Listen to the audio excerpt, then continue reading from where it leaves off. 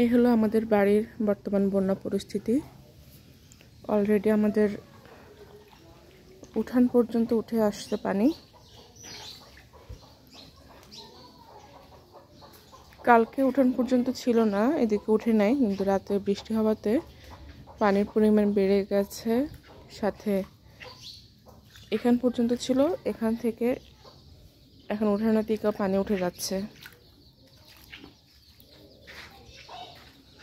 আর মোটামুটি ঘরের চারপাশেও পানি চলে আসছে আমাদের।